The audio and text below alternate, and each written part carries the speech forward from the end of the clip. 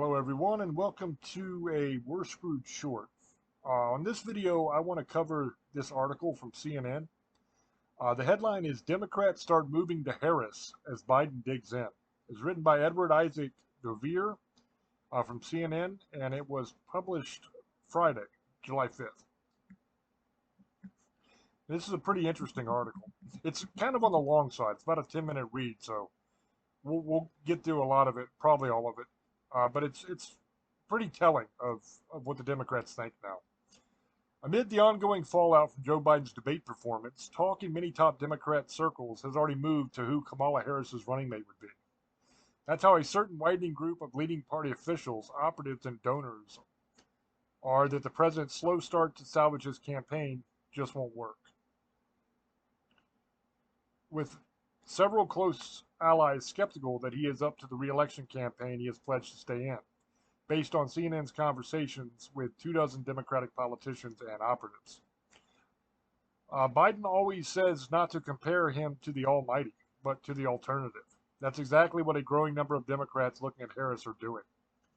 For her part, the vice president and her staff have deliberately ignored most of the calls and texts coming their way, remaining insistently on message about both her support for Biden and her pride in sticking with him. But Harris has already made some changes. Only after last week's debate did her office update her schedule to put her with Biden for the 4th of July picnic and fireworks. She has not attended the picnic before, instead keeping to her own Independence Day tradition of making a stop at a local fire station. And after Democratic governors rejected the White House's initial offer to have her speak to them instead of Biden, she was also added to the meeting and closed it with a speech urging unity and sticking with the president. Yeah, that was hilarious. Democratic governors wanted to be with Biden, basically to try to pressure him to step down, I think. And the Biden campaign offered them Harris instead of Biden. And they're like, screw that. We don't want to talk to Harris. We want to talk to Biden. We don't need to know if Harris is has dementia or has Alzheimer's. We need to know about Biden. That's her keeping close to Biden, but it's also Biden keeping her close. Despite her efforts, Democratic politics has started to reshape around her, as has former President Donald Trump's campaign, which has already begun attacking Harris. Several officials told CNN they have been chiding donors who complain that they don't think she can win, arguing that they need to stop and get on board with her. Other officials and advisors said plans are underway to convince Biden to immediately throw his support behind Harris, release his Democrat delegates, and ask them to follow his choice. Former presidents and party leaders would then follow suit, they believe, in hopes of avoiding a contentious fight to lead the Democrat ticket. A more open race, these top Democrats hope, would be for Harris's running mate, with a focus on leading Democratic governors. North Carolina Governor Roy Cooper and Kentucky Governor Andy Beshear are the most discussed. The list also includes Josh Shapiro of Pennsylvania, J.B. Pritzker of Illinois, and Tim Walz of Minnesota. But even that is fraught, as it would deny Harris the deference given to every other modern presidential nominee to pick their own running mate. So basically, not only do they want to thwart the will of the Democratic voters who voted for Biden in the primary, right? They're just going to throw all those votes away and pretend like they don't matter. But they're not just doing that, but they're also trying to control who Harris is allowed to pick for her running mate. So that should tell you automatically right away that they're not in control of their own campaign. They're not in control of their own presidency. There's somebody else pulling the strings here. There's somebody else in charge. And I asked that question on We're Screwed last week. Who the hell is actually running the country? A Democratic senator offered an extended and very colorful metaphor for describing the movement to Harris, likening Biden and his vice president to a star quarterback who needs to be taken off the field and their backup. We start talking in the huddle. Do we put in the backup QB? The backup knows our team. The backup knows the plays. The backup has played in the NFL, the senator said. The crowd in the stands, full of passionate fans, starts chanting. Put in the kid from Alabama. Put in the QB from Wisconsin. All just because the backup threw an interception earlier. But we know the backup and have confidence in them. The senator said that's the difference between the donors who are hand-wringing about Harris's chances and many of those who are trying to focus on what the realistic options are now. I just want to say to all the fans, do you not get that they've only played college? They've never played a single play in the NFL. They don't know our team or the plays, the senator said. The players are like, that's nuts. Let's see if our star quarterback is coming back. But if he doesn't, the idea of our suddenly drafting someone from a school with a different playbook who hasn't played a single game in the NFL is a huge risk. There are also the logistics of making a new person the Democratic nominee.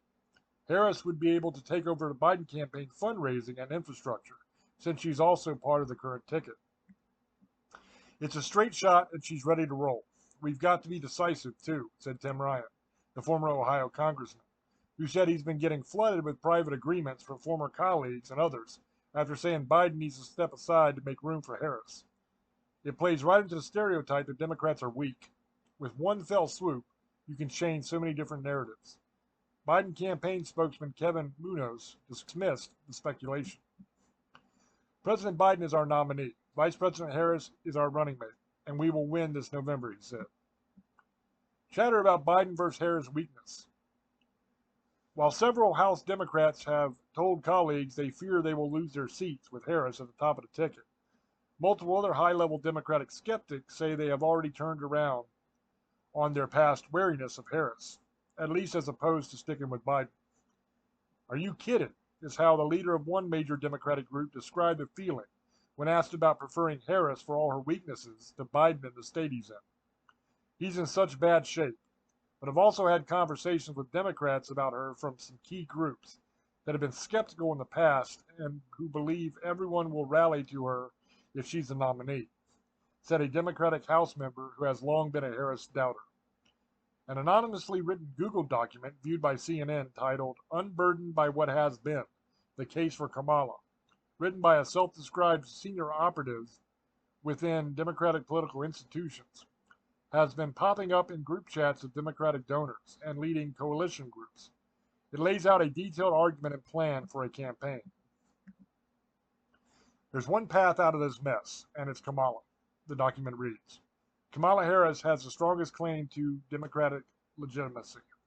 She is the only candidate who can take the reins right now, instead of in late August, with less than 3 months left to go. She has significant and widely underplayed electoral advantages. She can win. Still, even that document is full of caveats.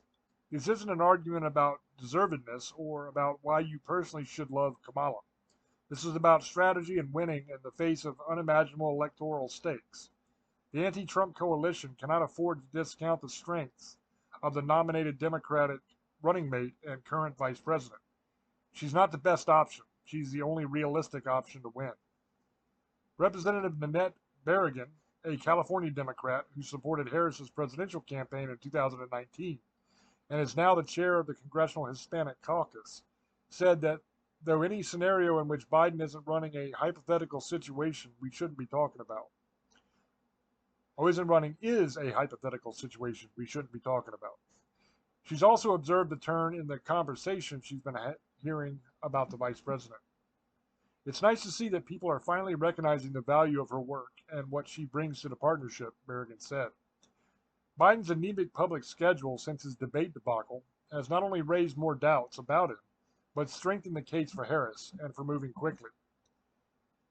Mini Timaraju, the president of the abortion rights advocacy group, Reproductive Freedom for All, formerly known as NARAL, says Harris already has more credibility than Biden as a leader on one of the Democrats' top issues, and that no matter what happens, you can't win this election without Kamala.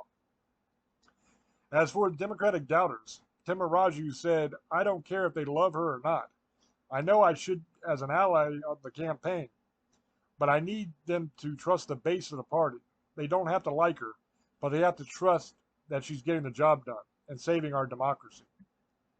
This is hilarious to me because if you look at the polling, Kamala is doing worse than Biden. Like, nobody likes her. She's like the worst. When she ran in the primary, she only got like 1% and dropped out like almost immediately. Pushing back on attacks on Harris. Harris loyalists have been frustrated to see the conversation about potential Biden replacements not start and stop with her.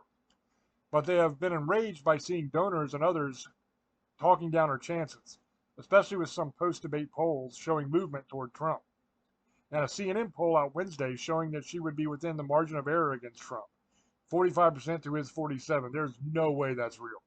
in a hypothetical head-to-head. She was ahead of several other potential Democratic replacements. Panic about Biden metastasizing. It's not just the traditional loyalists who are standing up for Harris anymore. If he stays in, voters need to have confidence in Harris as his running mate and potential successor, said Ezra Levin, a co-founder of the Democratic grassroots group Indivisible. It's foolish and counterproductive to defend Biden by tearing down Harris. Biden has so far retained the support, publicly and most privately, of the Congressional Black Caucus. If he were to step aside, though, several members say they expect that support would immediately transfer to her. That would be a point of pride for the caucus, but also one of practicality. There is no winning the election for a Democrat without huge black turnout in places like Milwaukee, Detroit, Philadelphia, and Atlanta. And they don't believe the Democratic Party or an alternative would get there after shoving her aside, especially because none of the other leading contenders are black. And that right there, my friends, is the exact problem that the Democrats have. They put Kamala in because she's a black woman. It was all because she was a black woman. It had nothing to do with how good she was. Everybody knew she was absolute crap. But they put her in simply because she was a black woman. They did it for equity and inclusiveness and all that nonsense, right? So now they're like, oh man, Biden can't run. He can't win because everybody knows he's got oatmeal for brains. What are we going to do? We can't have Kamala because he's more popular than she is. Like, she's absolute garbage and everybody knows it, and nobody will vote for her. They're saying that her polling is up with Trump. That's complete nonsense. Every poll before they started talking about moving her up on the top of the ticket said she was losing in a landslide against anybody, right? So now they're like, we got to get rid of her and we got to get rid of Biden. We need to put somebody else in with a new VP. But the problem is, because she's a black woman, they can't do it because it'll look like the most racist thing in the world to put a white man in her place, you know? So now they've screwed themselves and now they're kind of stuck with her. And that's the real root of this. I mean, the article goes on and on and on, but I'm not going to read the rest of it because it's just more of the same kind of stuff. But basically, that's the root of this whole thing, is they have decided that they're kind of stuck with Kamala because they can't get rid of her because she's a black woman. And it'll look real bad on them. And the Democrats, their whole brand is race baiting and playing the race card and using race as a tool.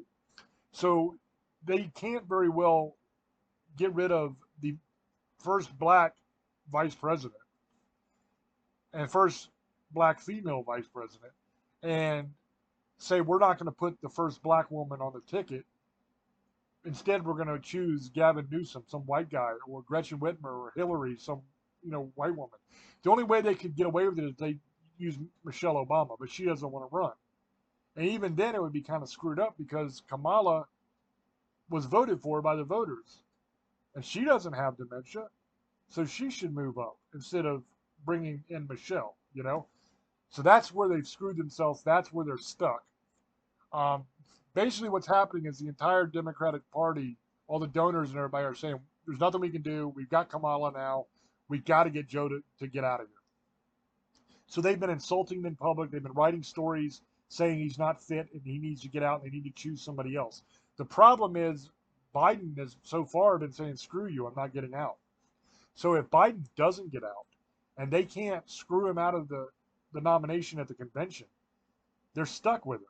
And now they're on the record with all these articles of saying he's not fit to be president anymore, that he's got dementia, that he's got oatmeal for brains.